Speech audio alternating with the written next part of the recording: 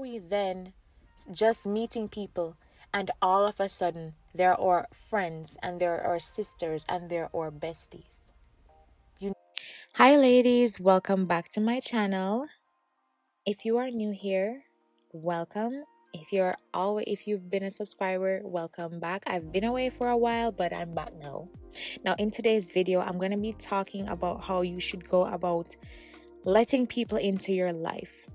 All right, and this video is very important, especially I saw this disturbing news about that young lady, Shankella Robinson, who went on a vacation to Mexico, I think, with her friends, and all her friends went back home except her. She was dead. She died within 24 hours of being there, and now all the friends are being investigated. It's a whole mess. But in this video, I want to talk about how you should go about letting people into your life. So, grab a snack, do some chores while you're listening to me, drive to wherever you're going to safely. Remember your seatbelt. Let's get into the video. So, when I started applying for jobs and I saw all the hoops they made us jump through, I was like, wow, you have the resume you have to put together, then the application letter, you send it in, you wait for a little while, then you get called in for an interview. When you get to that interview, they ask you so many questions, but they ask you all these questions to make sure that who you are, what you said on paper, and what they're seeing in front of them based on the responses you're giving them aligns with the company and where they want to go as a company or organization. So after that first interview, oftentimes for some places, I know for this one job, I had to do 2 interviews. So if you got through the first, then you'd have a second interview. And if you had, excelled in that second interview, then you would have gotten the job. Now, if it's this difficult for many of us just to get a job, I know in my country it is. But if it's this difficult for us to get a job, why are we then, and I'm making this video for myself because I'm still not listening to myself sometimes, but why are we then just meeting people and all of a sudden they're our friends and they're our sisters and they're our besties? You need to be careful. We need to start properly vetting who we let into our lives. It just can't be as easy as walking off the street. So,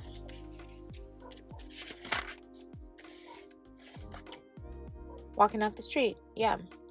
And then, even after you've gotten the job, because I know for me, where I work, after I got the job, I had a 3 months probation period. And during that period, there'd be like monthly check-ins, etc. I want you to focus on what I'm saying here. A well-established organization wants to make sure that they properly vet who they let into their company. You, as an individual, you are important, you're special. There are things about you that are valuable. You have worked hard to create who you are today. And it is important that you properly vet who you let into your life, into your space, into your mind. Now, if you're enjoying the video thus far and you're interested in what I have to say, please hit the thumbs up or thumbs down, and don't forget to click the subscribe button, okay? Now, we're grown people, and it's important that we recognize and accept that there are good people and there are also people with ill intentions. And if companies require us to jump through so many hoops to be associated with them, you can't just have anyone access your space, your mind, and your personal life. You have to vet them. Now, first things first, prayer is very important. I had to learn how to pray. I'm still learning how to pray because there are some things that I used to look at and I didn't think it was important to pray about it, and I would not pray about it constantly. But the Bible says that we should pray without ceasing. We should pray about everything. I am telling you, I prayed the other day, and I went on a 3 days fast.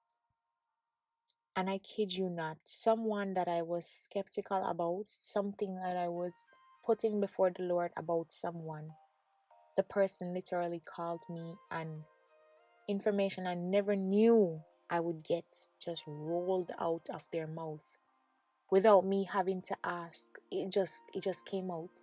It just came out. And I needed that information so much because it helped me to decide whether this person should be in my life or not. And trust me, it was a not. It was a big no for that individual. When I was in high school, I went through a lot with friendships. And I remember I was so lonely one year. I think it was 2013. I was very lonely that year. And I prayed and I asked God for friends. And I was blessed with the most amazing set of people ever. We're actually still friends now. Almost 10 years of friendship. Almost. It's getting there. I just don't have, I'm not good at math, so I'd have to check. But they're still in my life. They're like family. Family. You know those family members that you don't have to talk to every day, but you just know that they're your family and you can always count on them. That's who God blessed me with. And He's still blessing me with friends. So I want you to pray about the people who are entering your life. Ask God first things first. When you meet somebody and you realize that you've hit it off and they seem like they could be really good in your life, and I'm not talking about good for networking or good for making your business work out or whatever. I'm talking about genuine people that you can count on. I want you to go to God and say, God, hey, just met this person. I really like them. I don't know if they're supposed to be in my life, and I'm asking you to please show me that you're in this. Show me that this is from you. Let me know if this person has anything that I should look out, if there's anything I should look out for. Ask God to show you. That's the first thing. Then I want you to listen to how this person speaks. Their conversations are very important. Does this person align with your morals? And if they differ in certain things that you believe in or things that you have as standards, is it something that you're comfortable with? Are you willing to compromise in that area? No, I'm not giving you this point for you to be judgmental or anything like that, but it is important that you and your friends have similar moral compasses, or at least some similarity when it comes on to morals, because it helps you when you have disagreements. For example, if I think infidelity is wrong and you are okay with it, I cannot have you in my life, because if I have a partner, I'm gonna have to keep wondering if you would interfere in my relationship.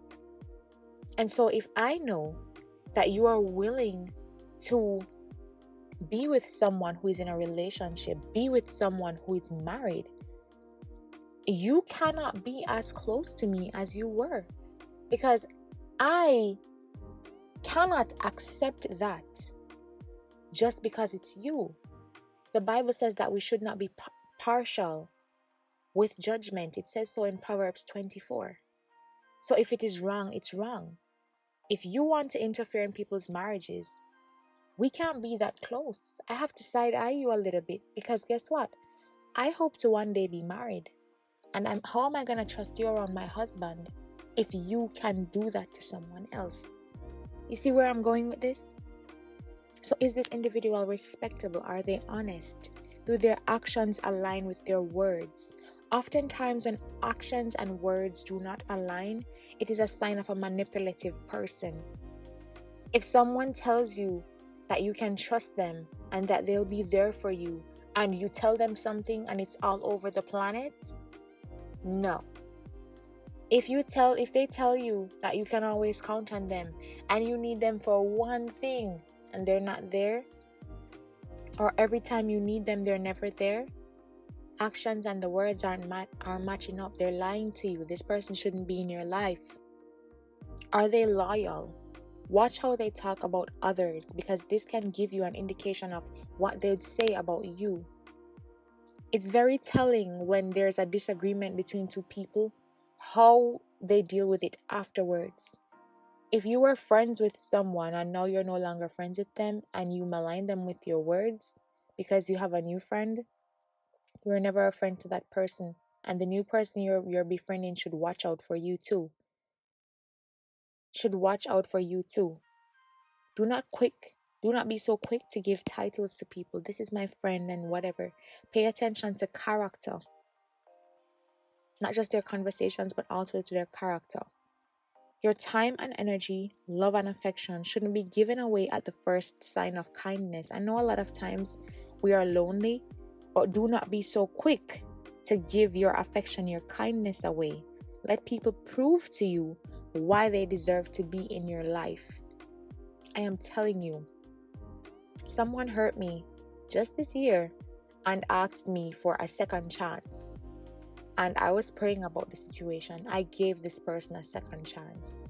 And for an entire month, I gave them an entire month of just watching to see how they'd handle the situation. Just to see if there would be any changes. And I kid you not, it got worse and worse and worse. And can you imagine that same person wanted me to give them a third chance? Listen, you should allow people to give them a probationary period. Prove to me that you are my friend. Prove to me that you deserve to be in my life. Side note, many times, I'm talking about dating here specifically. We can fall into the moving silence trap so much that we isolate ourselves in ways that can potentially hurt us in the long run. I want you to watch my video, Move in Silence, for more information on that topic. I did 2 videos that relate to that one topic. But when you're meeting new people, it is important to have at least one person know what's happening. One person from your already established circle know what's happening. You do not have to discuss every single detail about your experience or your life, but give them enough information so that they're able to look out for you. So if you just started talking to a guy, you're going out on a date, let someone know who this person is, where this person works, a phone number for someone who's in your circle, just so that you can have someone looking out for you. Because you do not want to be in a situation where you're isolated and you're being abused, but you're so caught up in the moment that you cannot see it. It's more difficult to see things from inside. It's oftentimes when we get out of situations that we realize that that's what we were dealing with. And so when you have a trusted friend from the outside who can see what's happening, who can look at how those interactions are affecting you, that person can point out to you and say, hey, I've noticed that you've changed a little bit. I've noticed that you're more angry. I noticed that you're a lot more worried since you've met this person. I've noticed that you're so much more anxious now that you've met this person. This person, you weren't like this before this person came into your life. Having someone to look out for you is very, very important. Very important. And I'm Christian, and I will continually talk about God because He is good. He does love us. He does love you. But I was watching this sermon by T.D. Jakes, and the name of the sermon is Storm Drains. And he was saying that the devil loves when we are isolated because it is easier for him to launch attacks on our minds. And it is so true. Most of my attacks come when I'm isolated. So it is important that you let somebody in on the struggles that you're having, or on the people you've just met, the deals that you've just gone into. Not everything has to be move in silence completely, okay? If you're being abused, speak up, speak to somebody. If you're being gaslighted, let someone know. Let someone know. Do not invalidate your own experience. Let somebody know what's up. And if you haven't already, please hit the like button and share the video with somebody, and subscribe for more content like this, okay? Another thing I'd like to implore you to do is to look out for behavioral patterns. Oh, you remember that what I was saying about actions not matching up with words? it comes in here as well.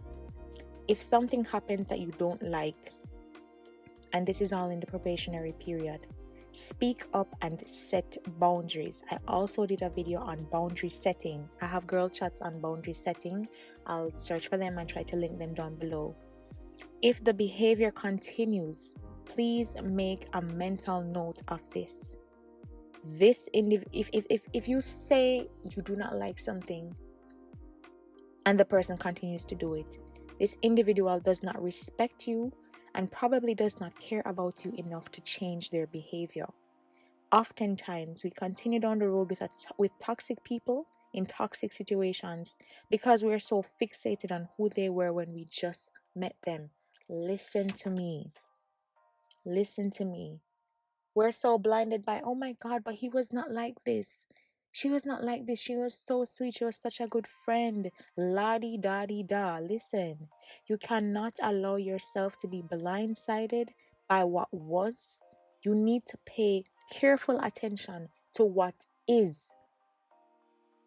There is such a thing called love bombing. Love bombing is a thing. And it's a tactic that's used by narcissistic people as well. You can meet somebody and they will be the best person to you, but give them some time. Give them 30 days. Hell, give them 2 months and see how they actually are. You cannot hide. Some people can't hide their true colors for very long. So don't pay attention to what was. It doesn't matter how they treated you in the beginning. What happens on the day-to-day? What happens? How are they now? So, just a recap, pray. Ask God to show you this person's true intentions. Ask God to give you a mind that is open to seeing who this person is. I want you to keep in mind that those you let into your life will oftentimes be a reflection of you. In the Caribbean, we have a saying, birds of a feather flock together. So choose your friends carefully. Pay attention to their character. Pay attention to their conversations. Do not isolate yourselves from those already around you. Yes, those of you who get into relationships and your friends can't find you, be careful. Be careful. Watch out for toxic behavioral patterns. Set boundaries. Boundaries teach people how to treat you. Boundaries protect you. That's why you have a gate at your house. That's why you have a big wall around your yard. They protect you. That's why you have a garage on your house so that you can park your car in there and nobody can come mess with it. And lastly, accept the fact that not everyone will make it through the vetting process. The process of carefully getting to know someone is there for a reason, and it saves you from potential heartache. So, sweetie, if it didn't work out with him, it's okay. It's better to cry now than to cry later. If you're dating and the person you fell for is not what's being displayed, run. Call it quits. Have your standards and boundaries in place to protect you. Okay? I love you all. Do not forget to like, comment, share, and subscribe. Please check the description box because the videos I've mentioned will be linked there. I love you and I will see you in the next one. Wow, this video is long. I may have to split it into 2. Bye.